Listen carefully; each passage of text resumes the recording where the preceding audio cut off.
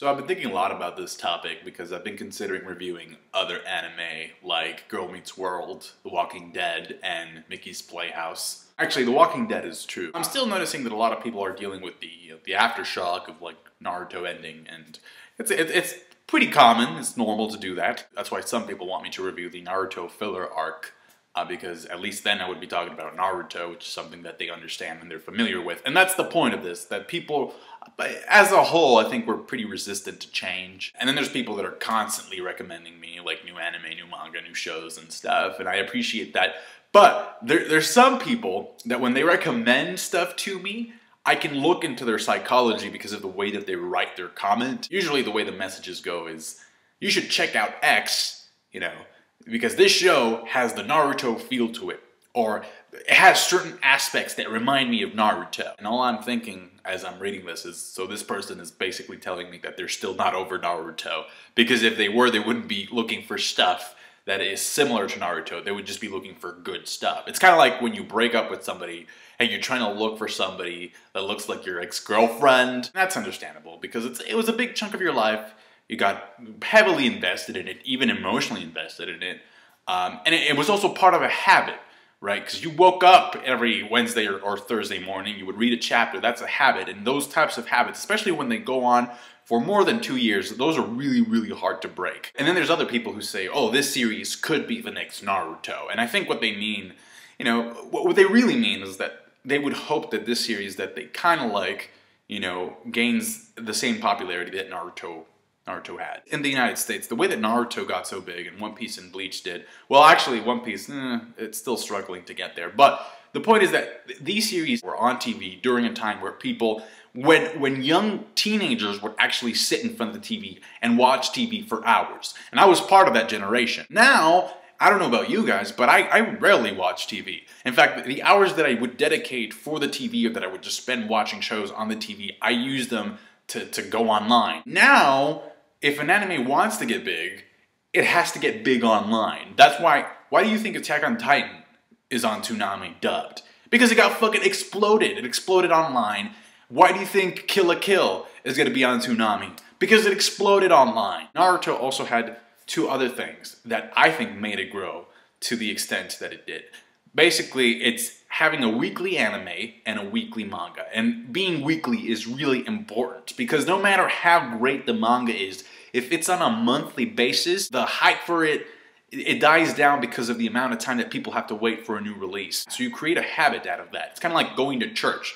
If you go, or you may not like going, but you have that reminder of like, oh, once a week, here's Jesus. And then like, in Naruto's case, you got like, hey, once a week, remember me, I'm Naruto. Another thing that Naruto had was that it was easy to pick up. It was easy to get into, it was easy to follow. It tried to be complex at times, but it always went back to being a pretty simple story about a ninja with powers.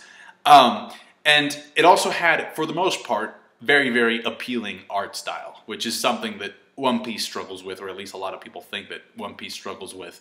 And the pacing of Naruto wasn't that bad either. So those are things that, you know, I could talk more about in comparison to One Piece, but Naruto had those things going for it. Now, Bleach is ending, at least according to Kubo it is, so we kind of have to count that horse at the race. One Piece, the fan base is growing, you know, little by little, it's getting there. But it's a very slow and gradual process. And the thing that One Piece has going for it is the world building. So One Piece is really like the king of world building, at least when it comes to contemporary manga and anime terms. Last year I actually met one of my viewers. We were at a party. I didn't know he watched me, and he recognized me. He's like, oh, you have a channel on YouTube? I'm like, yeah. And then we talked about Naruto and stuff, and then I was like, so is Naruto the only thing that you watch or that you read? And he's like, yeah, and I tried to get into One Piece, but I just couldn't. And he really didn't tell me why. He just said, I couldn't do it. But the guy actually brought up a good point in my mind, and that's the fact that people that like Naruto, there is a sense of resistance, not just from getting into One Piece, like forget One Piece, but just from getting into other stuff that is manga and anime related. And I don't know what that is. I just want to know why that is. That's all I'm asking. I looked back at 2014 at the end of the year, and I was kind of thinking like, damn, like this was a pretty good year for me, because not only because Naruto ended the way that I kind of expected it that it would end. By the way, I'm so glad that Kishimoto had the balls to actually end Naruto, because any other author would have just gotten like a story out of his ass and just be like, oh, but now we have the legend of the 11 Tails. It would have been super easy for Kishimoto to just, you know, do the same thing that Nintendo does with Pokemon every 2 years or so, and be like, well, you've mastered this region, you've caught the Pokemon of this region, you've fought in this region, well, now there's this whole new other region that you can go and, you know, meet new Pokemon. Also, like last year, I marathoned Hunter x Hunter, and I've never said this, but it is my favorite shonen as of right now. And I'll be the first one to admit that it has flaws. You know, Greed Island is basically a training arc, and then the Chimera Ant arc, it takes a while for it to pick up. But I think the beauty of Hunter x Hunter is that it tries to do the same thing that Naruto and One Piece try to do, but it accomplishes the same feats in a shorter amount of time. And that takes skill. There's just so much depth, you know, and there's just so much smart stuff built into the show and into the series. The anime, I'm talking about the anime. The manga, Togashi, yeah. He ain't writing any more chapters. I think he secretly, like, since Sailor Moon, you know, his wife is the author of Sailor Moon. I think Sailor Moon made so much money that he could basically live off of her for the rest of his life. I've had people recommend Toriko to me. I know very, very little of Toriko. There's only a few things I know, and that's like the power levels are fucking immense. Like, they're out of control. The second thing is, like, there's some chefs, or it's kind of like about food. And the other thing that I do know for a fact is that, like, remember, the thing that I mentioned that Naruto had that helped it grow in popularity was that it has an anime, and the Toriko anime I've heard sucks dick.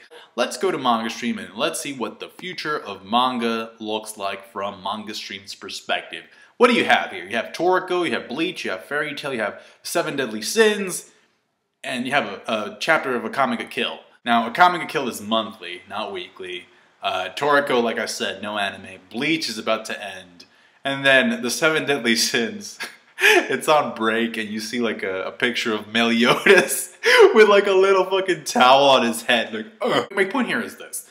The big Naruto fandom is basically a result of very specific circumstances in which the right people were in the right place at the right time. And a very appealing art style, which, according to a lot of fans, that's something that Fairy Tail has going for it, that One Piece is kind of struggling, or struggles with. Now, I don't think that not having one of these components is necessarily a deal breaker, but it really helps out if you have all of the components that Naruto has. Not in terms of story, fuck that, but in terms of like how you can market the manga and anime. So can any of these manga, or can a new manga come in and eventually achieve the same level of success and have the same, you know, around the same level of fans that Naruto had when it was going?